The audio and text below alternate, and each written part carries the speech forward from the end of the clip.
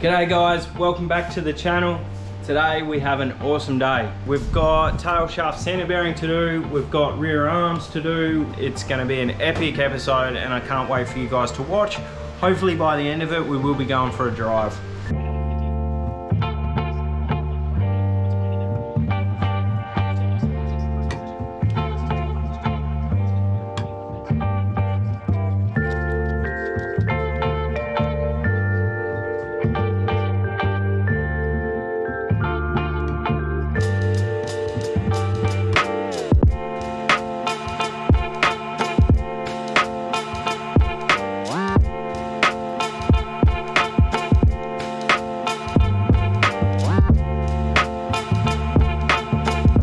Actually going to take the time to pull the tail shaft out and throw a center bearing in it. We've got a center bearing on the shelf which was sent up from Kudos Motorsports. It's good to have that stuff on the shelf for times like this.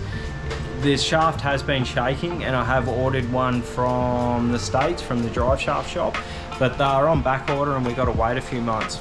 So for the time being, let's put a center bearing in it and see if it makes any difference. We've got the tail shaft out here, got a new genuine center bearing. I think it's okay. It feels like it is a little bit wore out. My biggest concern is the flex joint or uni joint here. I've got a bad vibration in the car just as you take off. As soon as you take off or you take off quickly, it goes. It's not there.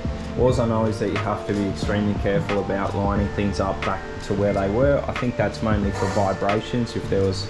If there is new vibration issues, I guess you can compare it to how it was before. But I know these uni joints need to be lined up, so we'll mark them with a white pen there. I'm pretty sure it's just undoing these bolts here and then that will tap off. I'm guessing there's a bolt or a nut, sorry, I should say, on the end of the shaft, and then this slips off. Might as well do it while I've got it out. It might help with the small vibration issue I've got as we take off.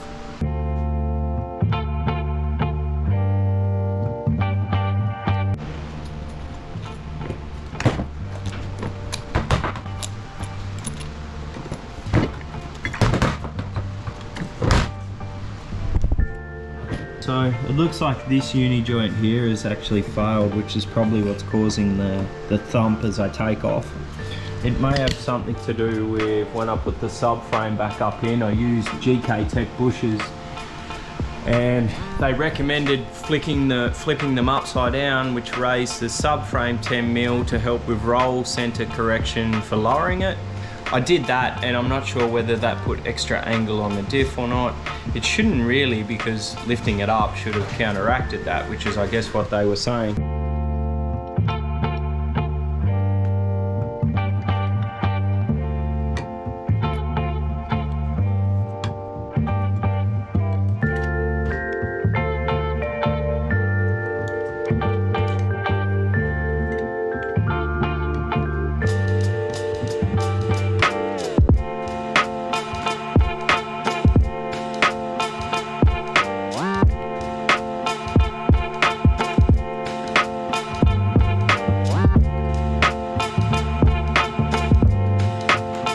Got the tail shaft apart, ended up cutting, just got a razor blade out and just cut around the center bearing, only because my knife jaws, my knife edges wouldn't fit over it completely.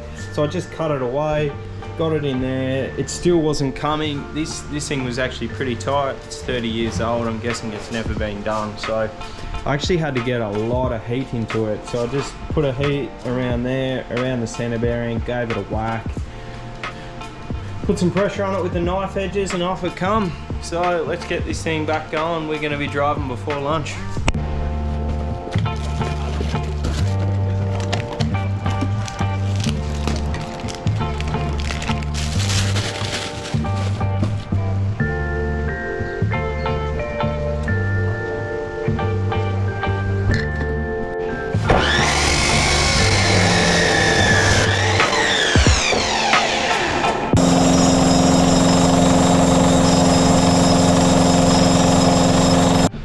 Got the new bearing ready to go on, have it here in my nice little hands.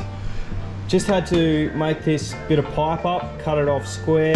That pipe's going to be used to pressure on the new center bearing.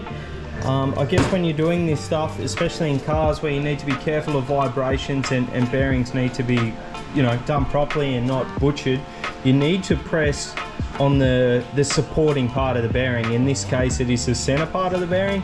So this pipe will slip over the end of the tail shaft without hitting on anything, and it'll support the center of this bearing.